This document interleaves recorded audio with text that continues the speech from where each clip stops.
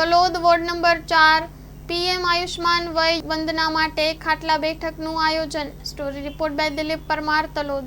આજે ભારતના યશસ્વી પ્રધાનમંત્રી નરેન્દ્રભાઈ મોદીના હાથે જે 11 વર્ષમાં સુશાસનમાં જે કામ થયા છે અને એક પછી એક જે યોજના આવી છે, વિદ્યાર્થી નાની દીકરીથી લઈ અને વયોવૃદ્ધ સુધી, એમાં અને એક પીએમવાય જે આવાસ યોજના, જેના અંતર્ગત અત્યાર સુધી 11 કરોડ મકાન આખા ભારત ખાતે બન્યા છે, કે જેમના સ્વપ્નમાં ના વિચાર્યું હોય કે અમારું પાકું મકાન હશે, એમને પણ સાહેબે એમની દિગ્દ્રષ્ટિથી એ લોકો પણ આપણા જેવું જીવન વિતાવે એવા સારા ઉચ્ચ વિચારથી આપણે એમને મકાન બનાવી આપ્યા છે।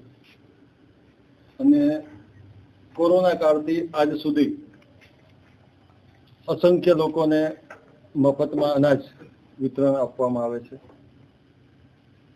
દીકરી માટે જે સુકન્યા, વિદ્યાર્થી માટે આઉટ અબ્રોડ ભણવા જવું હોય તો સારી એવી લોનની સગવડ કે જેમાં એકદમ 0% જેવું વ્યાજ આવતું હોય।